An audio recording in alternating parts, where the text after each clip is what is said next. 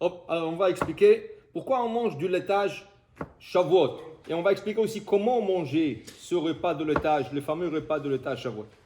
Alors, voilà. C'est écrit qu'on est arrivé au Sinaï et on est sorti de l'Égypte. On est sorti avec un grand butin. On avait des robes, des bijoux, toutes sortes de choses. Et aussi des ustensiles. Parce qu'il fallait cuisiner. Okay? Alors, tout était beau. Okay? Nos ancêtres mangeaient kasher, toujours. Mais il n'y avait pas encore la notion d'ustensile kasher ou pas kasher.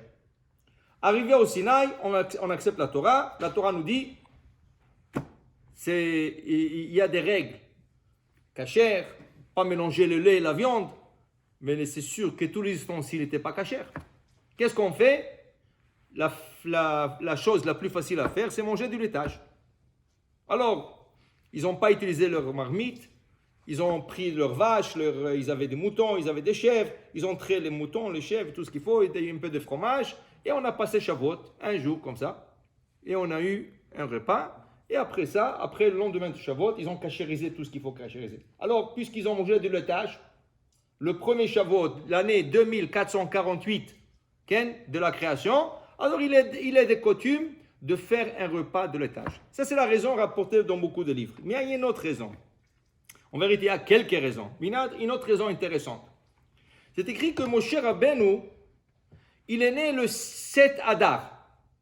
Il est né le 7 Adar. Il est né prématuré. Il est né à 6 mois et quelques jours. Okay? Les Égyptiens, ils ont surveillé les femmes juives. Et ils savaient quand elles accouchent chacune, quelle est la date qu'elle doit accoucher. Et ils venaient voir si c'était un garçon ou une fille. Si c'était un garçon, il le prenait tout de suite à la naissance, il le jetait dans le Nil.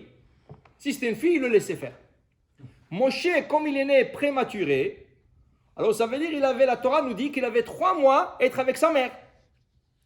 Au 3e mois, là, la mère savait que le lendemain, le 7, si on prend Adar, 7 Adar, qu'est-ce qui vient après Adar? Nissan, okay? Après Iyar, et après Sivan. Alors, s'il est né le 7 Adar, normalement, ils doivent venir, eux, le 7 Sivan. Qu'est-ce qui fait la mère? Avant, la veille, elle prend des roseaux, elle fabrique un petit Moïse, elle met Moshe Rabbeinu dedans, et elle l'envoie sur l'eau. Et ils sont arrivés le lendemain, il n'y avait pas de bébé. Ah non, c'était une fausse couche. Non. Entre-temps, Moshe Rabbeinu est sur l'eau. Qui les récupère? La fille du pharaon. Mais une seconde.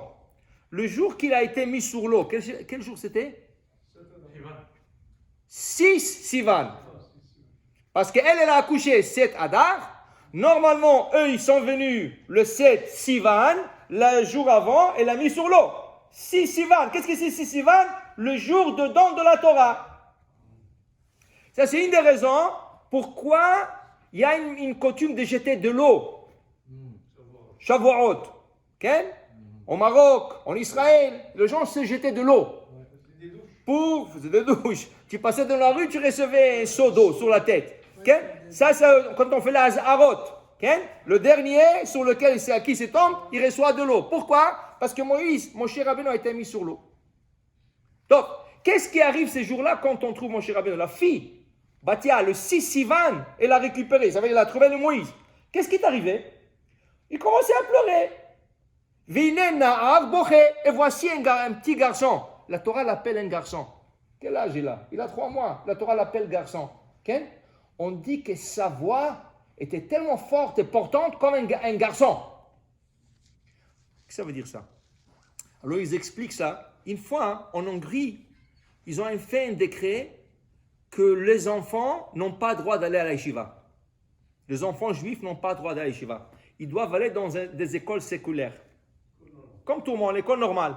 Okay? Alors tout de suite, la communauté juive elle a commencé à bouger. Alors ils ont fait une délégation. Et qui était le chef de la délégation? Un grand rave qui s'appelait le Rabbi Moshe Sofer. Il a écrit un grand livre qui s'appelle Hatam Sofer. Et là, ils sont partis voir le gouverneur. Il dit, écoutez, c'est pas possible. Laissez-nous pratiquer notre religion. Laissez-nous envoyer nos enfants à nos écoles. À nous, Quand il est arrivé en face du gouverneur, il dit, pourquoi vous êtes venu? Le rabbin s'est mis à pleurer. Et il pleurait. L'autre, il dit, Moi, je ne peux rien écouter, qu'est-ce que tu es en train de dire? Parle-moi. Il dit non, de ma bouche parle. À cette époque, il y avait 10 000 enfants qui allaient refuser d'aller dans le yeshiva. De ma bouche parle 10 000 enfants. C'est pour ça que vous ne m'écoutez pas. Parce qu'il y a 10 000 enfants qui parlent à la fois. Ça veut dire qu'ils représentaient ces 10 000 enfants qui ne pouvaient pas aller à la yeshiva. Ils disent que Moshe Rabbeinu, il représentait à cette époque 15 millions de juifs qui étaient en Égypte, en train d'être asservis. Okay? C'est pour ça que Nahar, sa voix était la voix d'un gosse, elle était tellement forte. Alors elle a eu pitié sur lui, Batia, elle a eu pitié. Alors elle avait des femmes avec elle, des femmes nourrices. Elle dit, s'il vous plaît, donne-lui à manger. Alors là, la femme venait lui, Moshe, ferme la bouche, il ne veut pas. Il ferme la bouche, il ne veut pas. Elle emmène l'autre. À la fin, Batia, sa sœur, elle était dans le roseau, cachée dans le roseau, elle sort. Elle lui dit, est-ce que vous voulez que je vous appelle une femme juive? Parce qu'il est juif, lui. Est-ce que vous... Il dit, oui, fais vite, appelle-moi. Qui l'a appelé? Il a appelé sa mère. Il a appelé sa mère. Yocheved est venu. Elle lui dit, s'il te plaît, est-ce que tu peux lui donner à manger? Dès qu'elle lui donne, taf, il attrape. Il dit, waouh, kolakavod. Dis-moi, est-ce que tu peux t'occuper de lui 2 ans et après tu me l'amènes? Wow, bien sûr, avec grand plaisir. Alors elle payait à sa mère pour qu'elle nourrisse son fils. Elle ne savait pas. Après, elle a su, mais elle ne savait pas. Tu comprends? Maintenant, on sait tous. Alors voilà, qu'est-ce qui est arrivé? Moshe ne voulait pas prendre du lait non kosher. Okay? Alors il voulait Halav Israël, Mehadrin. Ouais, alors voilà. Puisque le 6 Sivan, Moshe, il a pris son premier biberon de lait de sa mère, Halav Israël, alors on a la coutume de manger 6 Sivan du laitage. Okay? Ce qui est intéressant, le Shach à la Torah, le Shach, il nous explique.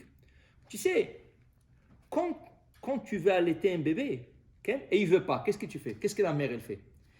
Elle presse sur ses tétines, et il y a un peu de goutte de lait qui sort, et il lui met sur les lèvres. Le petit, il ne veut pas, il ne comprend pas qu'est-ce que c'est. Mais dès qu'il commence à goûter, il a l'appétit, il mange. Qu'est-ce qu'elles ont fait, les femmes égyptiennes? Quand elles ont vu que Moshe ne veut pas allaiter, elles sortaient un peu de lait, et ils lui mettaient sur les lèvres, ici. Mais lui, il a fermé la bouche, dur, il ne voulait pas, mais elle les mettait ici. Tu sais qu'est-ce qui est arrivé à Moshe Rabbeinu? Quand il avait 2 ans, donc, il a été emmené à la maison du pharaon. Et le pharaon, il le prenait, il jouait avec. Alors il lui a pris la couronne du pharaon et lui a mis sur lui.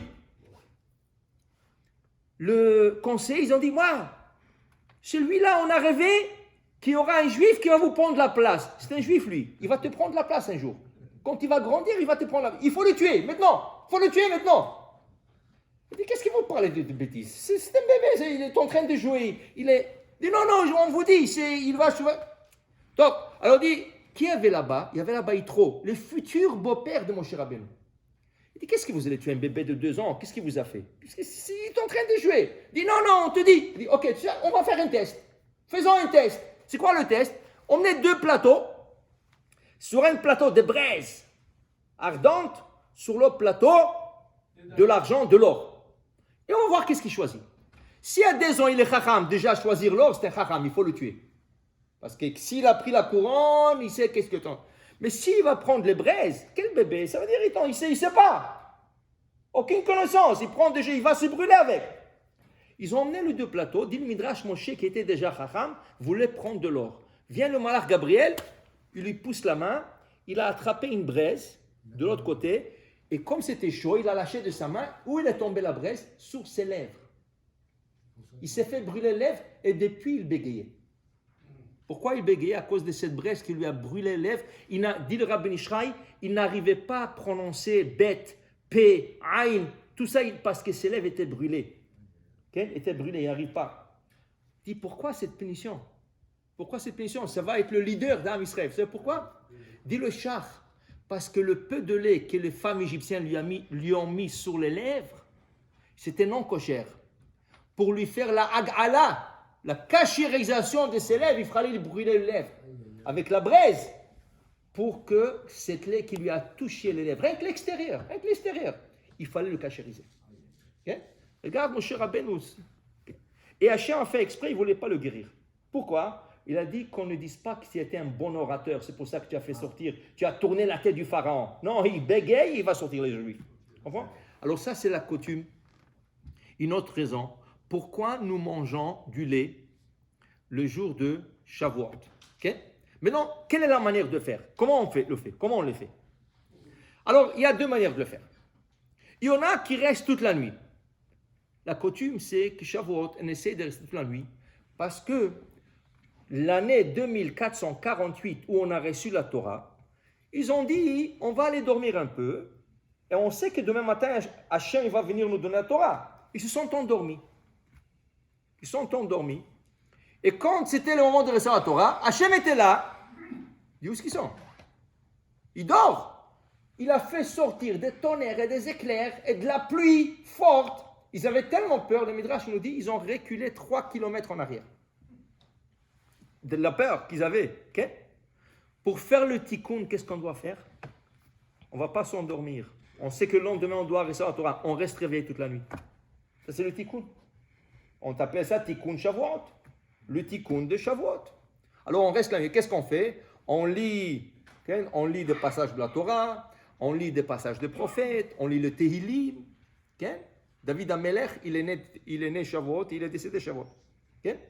Et on lit Aseret HaMitzvot, il y en a qui étudient. Les Ashkenazes, ils ont la coutume d'étudier. Nous, les Séfarades, on a la coutume de faire la kraya. La kraya, si tu termines la kraya, il y a encore 1 ou 2 heures, tu étudies. Mais d'abord la kraya. Ça, c'est un tikkun. Okay? C'est un tikkun. Donc, alors pour vous dire, ceux qui restent toute la nuit, le lendemain matin, ils arrivent à la maison. À quelle heure ils arrivent? Ils arrivent à 6h, à 7h à la maison. Mais les gens, le deuxième shift, le deuxième partie, ils vont pas, rien qu'à 8h, ils vont aller à la choule. Okay? Mais leurs femmes, leurs enfants, quand ils arrivent à la maison, ils dorment.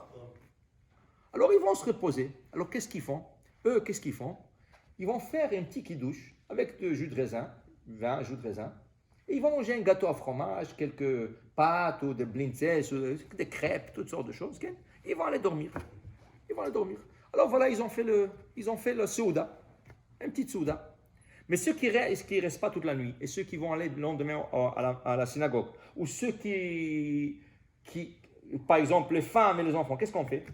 Alors, quand on arrive à la synagogue, après aller à la synagogue, écouter les 10 commandements et la prière et tout, on arrive à la maison. On fait les kidouches avec du jus de raisin, mais on ne s'assoit pas à table. On peut s'asseoir à table, mais il faut faire cette séparation. C'est une table qui va être de laitage, avec du laitage à table. On mange le laitage, des gâteaux au fromage, on mange des pâtes, des crêpes, tout ça. Et là, on attend 20 minutes, 30 minutes. OK? Le temps de débarrasser, le temps de se rincer la bouche et tout ça.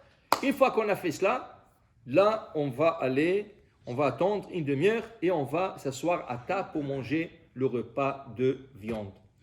C'est ça? Maintenant, le Rama, intéressamment, cette coutume, comment elle a commencé? Le Rama, il a dit que Shavuot, c'est un jour exceptionnel. Pourquoi c'est exceptionnel? Parce qu'au lieu de sacrifier un animal, on sacrifiait du pain. Ils mettaient du pain sur l'autel. Deux pains. Faits en blé. 50 jours en arrière, quand on a commencé le Homer, ils ont sacrifié 2 pains en orge. Okay? Dit le Rama, donc comment c'est la mitzvah de manger le tâche? Comment est la mitzvah? Selon le Shulchan Aruch, Rama, qui est Ashkenaz, comment est la mitzvah? Tu te laves les mains, tu t'assois à table. Tu as 2 chalotes à table. Avec la première, tu as fait la moitié, la première, tu manges du laitage. Avec la première chala, tu manges du laitage. Tu as fini le laitage, tu débarrasses la table, tu attends une demi-heure et tout ça, et là tu manges le repas, le poisson, la viande, tout ça, avec la deuxième chala. Donc lui, il veut que le 2 chalotes à table représente le 2 pains qu'on a sacrifiés dans le temple. C'est comme ça la vraie coutume. La vraie coutume, c'est de manger 2 chalotes, une avec le lait, 2 blés, et une avec le lait. Okay? Après, ça a tourné moderne.